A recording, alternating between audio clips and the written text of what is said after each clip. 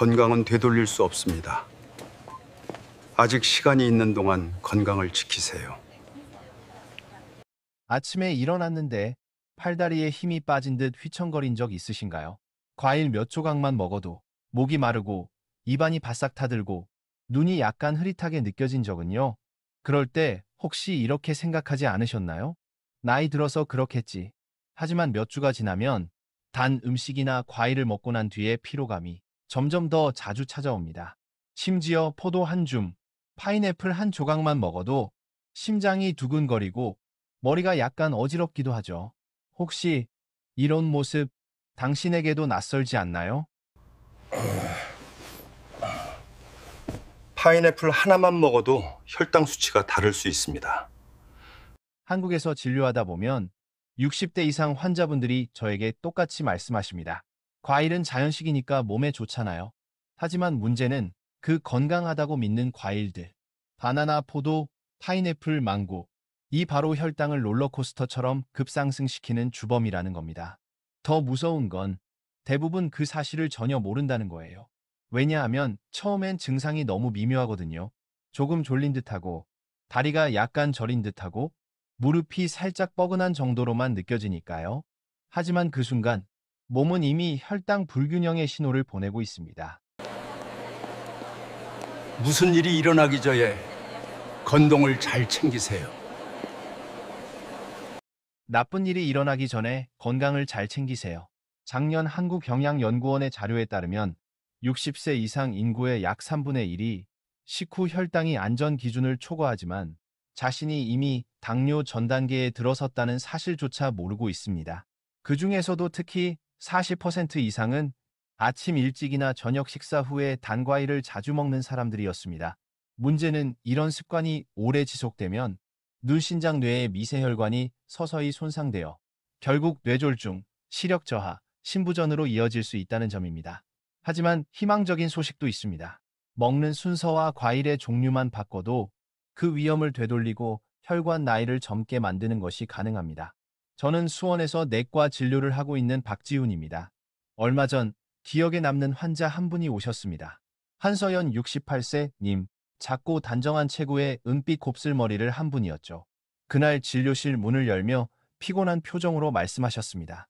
선생님, 요즘 과일을 먹고 나면 어지럽고 졸려요.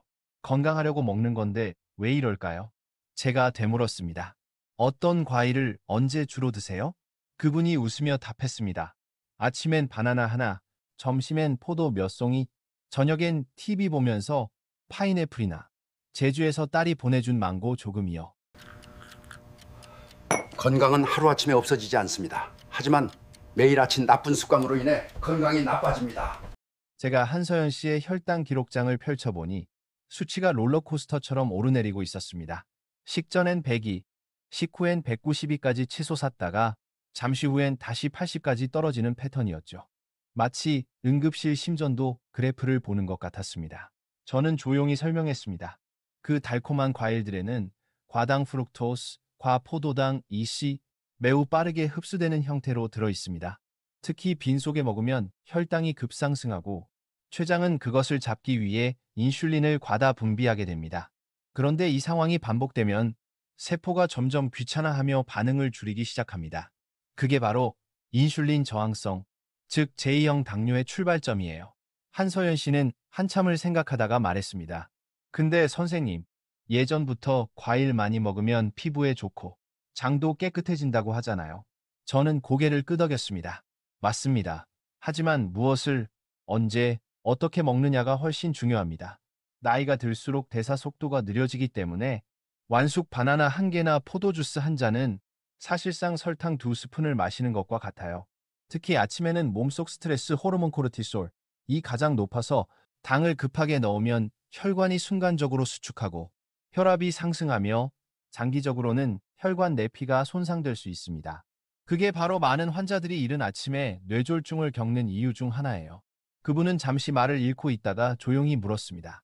그럼 이제 저는 뭘 하면 될까요, 선생님? 제가 미소를 지으며 답했습니다. 먼저 과일을 두려워하지 마세요. 다만 고르는 법과 먹는 타이밍을 바꿔야 합니다.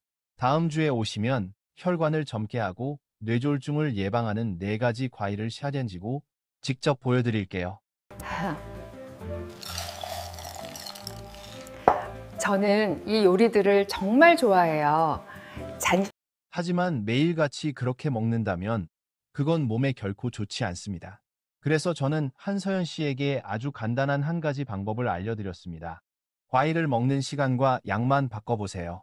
빈속에는 절대 먹지 말 것. 반드시 단백질 계란, 생선, 두부과 식이섬유를 포함한 식사 이후에 먹을 것. 한번 양은 주먹 한 줌 정도, 그 이상은 피할 것. 그리고 구체적으로 제안했습니다. 잘 익은 바나나 대신 껍질째 먹는 사과, 포도 대신 방울토마토나 덜 단 딸기, 통조림 파인애플 대신 아보카도 몇 조각, 블루베리는 오후 간식이나 디저트용으로 남겨두세요. 3주 후 한서연 씨가 다시 병원에 오셨습니다. 손에는 새 혈당 기록장이 들려 있었죠. 그분이 활짝 웃으며 말했습니다. 선생님, 요즘은 식후 혈당이 130 정도밖에 안 올라가요. 아침 피로도 사라졌고요. 제가 물었습니다. 과일은 끊으신 건가요? 그분이 웃으며 고개를 저었습니다. 아니요. 그냥 먹는 방식을 바꿨을 뿐이에요. 그런데 이상하게 잠도 훨씬 잘 와요. 그 이야기를 듣는데 문득 대구에 계신 아버지 생각이 났습니다. 아버지는 늘 말씀하셨죠. 건포도는 심장에 좋다면서 매일 밤 한 움큼씩 드셨습니다. 네. 하지만 그 습관 때문에 한겨울 새벽에 가벼운 저혈당 쇼크를 겪으셨죠. 이후 식습관을 바꾸고 나서야 혈당도 혈압도 안정되었습니다. 그래서 저는 지금도 확신합니다. 건강은 먹지 않는 건이 아니라 어떻게 먹느냐에서 결정된다는 걸요.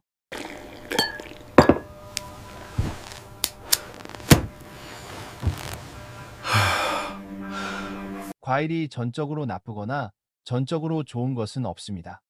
다만 먹는 방법에 따라 옳은 것과 그른 것이 있을 뿐입니다. 그리고 오늘 저는 여러분께 말씀드리고 싶습니다.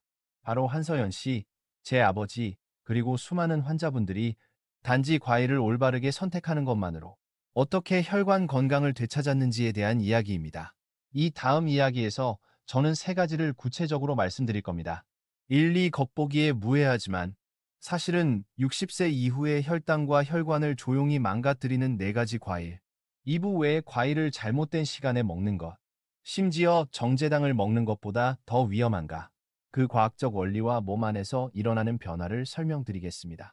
3는 그리고 마지막으로 매일 먹으면 뇌졸중을 예방하고 심장을 지켜주는 기적의 과일 4가지를 공개하겠습니다. 이 모든 건 복잡하지 않습니다. 쉽고 실천 가능하며 이미 많은 환자들에게 효과가 입증된 방법입니다. 만약 당신이 지금 60을 넘겼다면 꼭 이 영상을 끝까지 봐주세요. 왜냐하면 내일 아침에 단 한 번의 선택이 앞으로 10년의 혈관 나이를 바꿀 수 있기 때문입니다. 60세가 넘으면 습관이 아닌 지혜로 과일을 선택하세요. 2부 혈관을 조용히 해치는 4가지 과일. 한서연 씨가 진료실을 나간 뒤 저는 한참 동안 자리에 앉아 있었습니다. 책상 위에는 그분이 두고 간 청포도 한 상자가 놓여 있었죠. 반짝이는 포도알을 바라보며 문득 생각했습니다. 그래서 사람들이 과일은 몸에 해롭지 않다고 믿는구나. 한국에서는 제철만 되면 시장마다 파인애플, 망고, 바나나, 포도가 넘쳐납니다. 특히 어르신들은 요리 안 해도 되고 자연의 단맛이니 설탕보다 낫다고 믿죠. 하지만 진료실에서 수백 명의 혈당 변화를 지켜본 결과 이 4가지 과일이야말로 잘못 먹으면 수많은 사람을 당뇨의 위험 구역으로 밀어넣는 주범이었습니다. 첫 번째는 바나나입니다. 바나나는 편리함의 상징입니다. 싸고 부드럽고 껍질을 벗길 필요도 없죠. 하지만 갈색 반점이 생긴 잘 익은 바나나는 노년층에게는 당폭탄 과도 같습니다. 껍질 색이 짙어질수록 안에 들어있는 저항성 전분은 줄어들고 대신 단당류 포도당 과당가 급격히 늘어납니다. 그 결과 바나나 한 개에는 설탕 3작은 술에 해당하는 당이 들어가게 됩니다. 저는 예전에 이정성 64세이라는 환자를 만났습니다. 그는 아침마다 바나나를 먹으면 장이 좋아진다고 믿었죠. 3달 동안 매일 아침 바나나 한 개를 먹었는데 식사 내용은 그대로였음에도 불구하고 식후 혈당이 220맨지 DL까지 치솟았습니다. 몸은 여전히 건강하게 먹고 있다고 착각했지만 그의 췌장은 2배로 일하고 있었던 것입니다. 저는 이정석 씨에게 설명했습니다. 바나나 자체가 나쁜 건 아닙니다. 다만 조금 덜 익은 상태, 즉 껍질이 아직 약간 초록빛을 띠는 바나나를 선택하세요. 그리고 덧붙였죠. 공복에는 절대 드시지 말고 아침 식사 후 계란이나 요거트처럼 단백질이 포함된 식사 뒤에 반 개 정도만 드세요. 그는 그대로 실천했습니다. 너의 카피카이. 단 3주 만에 그의 식후 혈당이 눈에 띄게 안정됐습니다. 결국 중요한 건 금지가 아니라 조절이었습니다. 몸이 갑작스러운 당의 파도에 휩쓸리지 않도록 리듬을 맞추는 것. 그것이 핵심이었죠. 두 번째는 포도, 특히 청포도와 건포도입니다. 작은 포도 한 송이 안에는 탄산음료 한 캔과 맞먹는 양의 당분이 들어 있습니다. 문제는 포도가 너무 먹기 쉽다는 거죠. 10알만 먹어야지 하다가 금세 20알, 어느새 한 송이를 다 먹게 됩니다. 포도의 당 대부분은 과당 프럭토스인데 이 과당은 인슐린의 도움 없이 바로 간으로 들어갑니다. 젊을 때는 간이 이를 충분히 처리하지만 60세 이후에는 글리코겐 저장 능력이 떨어지기 때문에 남은 과당이 내장 지방으로 변합니다. 그래서 술을 마시지 않아도 채식만 해도 지방간이 생기는 이유가 바로 여기에 있습니다. 이 이야기를 들은 한서연 씨는 눈을 동그랗게 떴습니다. 어머, 저는 살 빼려고 포도를 먹었는데요. 제가 웃으며 말했습니다. 포도도 좋습니다. 하지만 식사 후 껍질째 10-15알 정도만 주스와 함께 먹지 말고 천천히 씹어 드세요. 그런데 잠자기 전에 한 송이 다 먹으면 그건 거의 시럽 한 잔 마신 거랑 같습니다. 사실 포도주스나 건포도는 더 위험합니다. 이유는 간단합니다. 식이섬유는 사라지고 당분은 2배로 농축되기 때문이죠. 특히 저녁에 마시는 포도주스 한 잔은 그 자체로 혈당 폭탄입니다. 혈당은 밤새 계속 높게 유지되고 그 결과 다음날 새벽 바로 뇌졸중이 가장 잘 발생하는 시간대에 혈관이 극심한 부담을 받게 됩니다. 세 번째는 파인애플입니다. 새콤달콤하고 부드럽고 향이 좋아 많은 사람들이 즐겨 먹는 과일이죠. 특히 통조림 파인애플은 싸고 편하고 오래 보관된다는 이유로 노년층에게 인기가 많습니다. 하지만 대부분 라벨을 자세히 읽지 않습니다. 통조림 한 캔에는 시럽이 3-4스푼이나 추가되어 있습니다. 이 당분은 혈당뿐 아니라 혈압까지 동시에 올립니다. 왜냐하면 당화 반응 글라이케신으로 인해 혈관벽이 점점 단단해지고 탄성을 잃기 때문입니다. 저는 한 환자에게서 직접 이를 확인했습니다. 그분은 매일 밤 통조림 파인애플을 먹었는데 단 2달 만에 혈관 탄성 지수가 12% 감소했습니다. 즉, 혈관이 훨씬 덜 유연해지고 노화가 빨라졌던 것이죠. 제가 조언했습니다. 파인애플을 좋아하신다면 식사 후에만 작게 2-3조각 정도만 드세요. 빈속에는 절대 금물, 그리고 병에 든 파인애플 주스는 피하세요. 제 환자 윤가은 씨는 이 방법을 그대로 실천했습니다. 그 결과 2달 만에 아침 혈압이 158에서 138로 떨어졌습니다. 그건 기적이 아닙니다. 매일 혈관을 괴롭히던 습관을 멈춘 결과일 뿐입니다. 네 번째 과일은 망고입니다. 망고에는 비타민 A와 C, 그리고 항산화 성분이 풍부합니다. 맞습니다. 하지만 잘 익은 망고 한 개에는 45-50g의 천연당이 들어있습니다. 이는 작은 밥공기 2그릇 분량의 탄수화물과 맞먹죠. 많은 어르신들이 열대 과일은 눈에 좋다고 믿고 망고를 드시지만 그 달콤함 속에 당이 인슐린을 급격히 올렸다가 다시 떨어뜨려 식후의 피로감, 졸림, 손떨림을 유발합니다. 저는 지금도 최영수 67세 부산 어르신을 기억합니다. 그는 퇴직 후 매일 밤 숙면에 좋다며 망고 반쪽을 먹었습니다. 하지만 그 습관이 결국 새벽 3시 저혈당 발작을 불러왔습니다. 식은땀을 흘리고 심장이 쿵쾅거려 응급실로 실려갔죠. 검사 결과 당화혈색소 HbA1c는 6.9%까지 올라 있었습니다. 그는 그 뒤로 저녁 망고를 끊고 사과 몇 조각과 호두 몇 알로 바꾸었습니다. 그리고 몇 주 만에 혈당이 눈에 띄게 안정되었습니다. 저는 환자들에게 이렇게 말합니다. 망고를 금지하지 마세요. 나눠 드세요.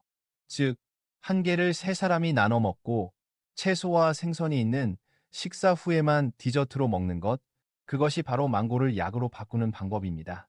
바나나, 포도, 파인애플, 망고, 이 4가지 과일은 모두 친숙한 얼굴입니다. 한국 가정의 냉장고 어디에나 있죠. 문제는 과일 자체가 아닙니다. 언제, 얼마나, 어떻게 먹느냐입니다. 많은 어르신들이 아침을 거르고 가볍게 과일만 먹겠다고 합니다. 하지만 바로 그 순간이 가장 위험한 시간대입니다. 공복 상태에서는 기초 인슐린이 낮고 스트레스 호르몬이 높아 과일 속 당이 곧장 혈관으로 들어가 혈관 수축, 심박수 상승, 혈압 변동을 일으킵니다. 이 일이 매일 반복되면 혈관 내피가 손상되고 고혈압, 동맥경화, 뇌졸중으로 이어집니다. 그래서 술도 담배도 안 하지만 뇌졸중에 걸리는 사람들, 그 원인 중 하나가 바로 과일을 과소평가한 습관입니다. 저는 환자들에게 항상 이렇게 말합니다. 과일도 약입니다. 제대로 먹으면 보약, 잘못 먹으면 독약. 그리고 올바른 방법은 단 3가지입니다. 1. 공복에 먹지 말 것 반드시 단백질 채소가 있는 식사 후에. 2.